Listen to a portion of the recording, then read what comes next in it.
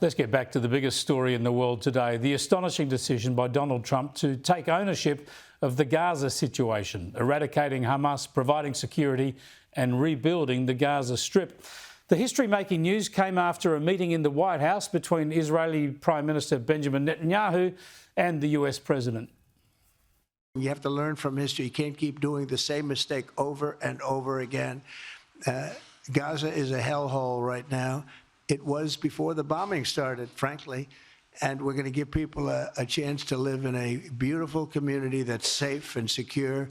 And I think you're going to see a tremendous outflowing of support. I can tell you, I spoke to other leaders of countries in the Middle East, and they love the idea. They say it would really bring stability, and what we need is stability. I showed you earlier that Anthony Albanese had nothing to say on this, so I asked the Deputy Liberal leader, Sussan Ley, what the coalition view was, whether they would work with the US and Israel to implement this plan. We'll await further announcements of something that has just been talked about this morning, you'll appreciate, Chris. But the key priority, indeed the key priority for the global community is the release of the hostages. And I just can't overstate that enough, because there are still hostages kept in the tunnels in Gaza after the hideous October the 7th event and all that went with it, and the terrorist organisation Hamas being still involved.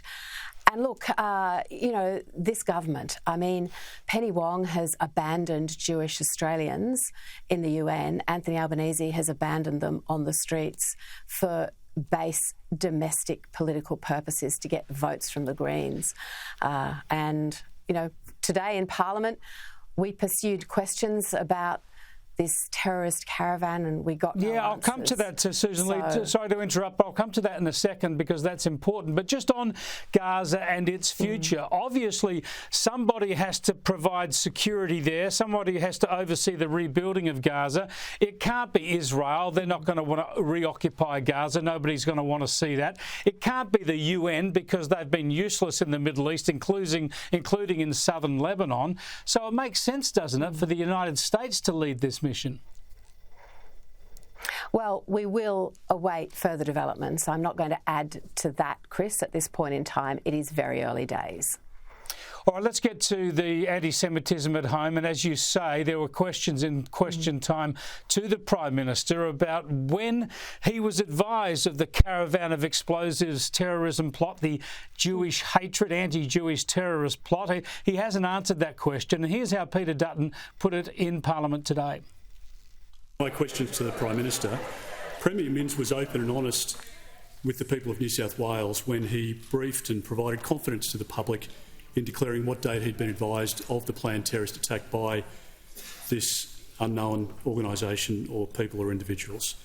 The Prime Minister has been embarrassed because he wasn't advised by the police because they were worried about him leaking the information ahead of any action by the police.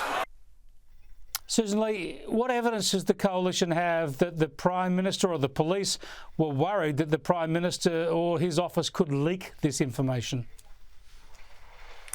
What we have is a Prime Minister who can't answer simple questions. So the question lies with him. Why can he not simply say when he was informed?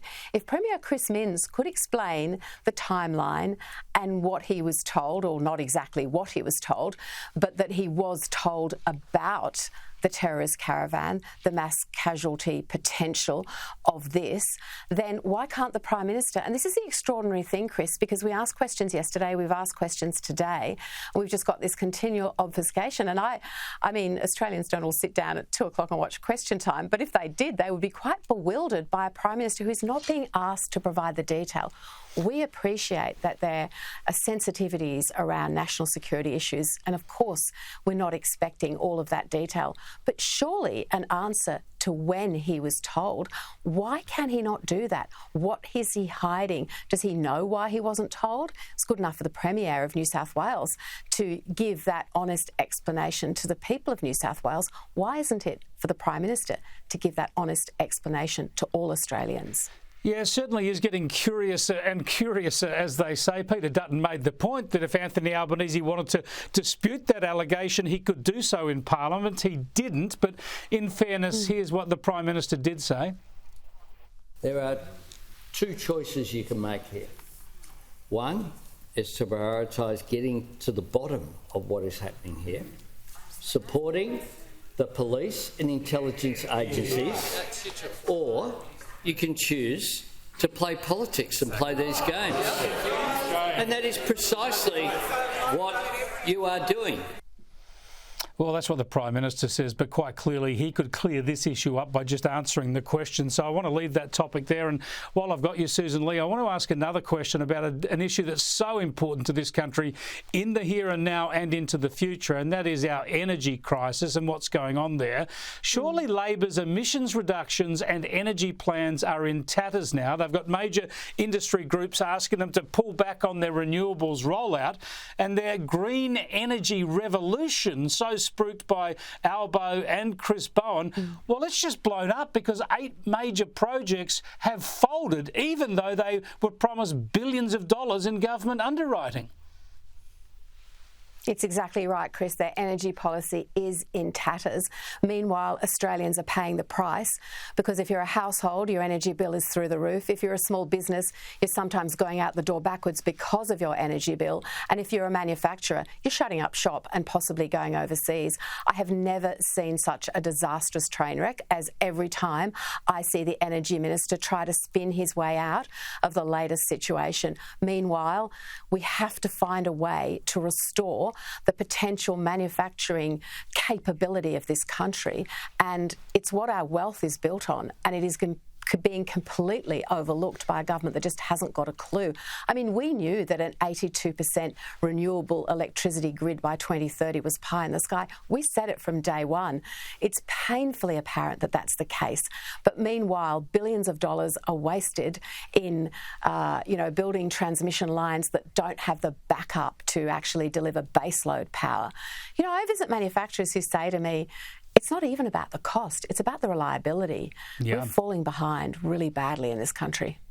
What a disaster. Thanks for joining us, Sussan. I appreciate it. Thank you.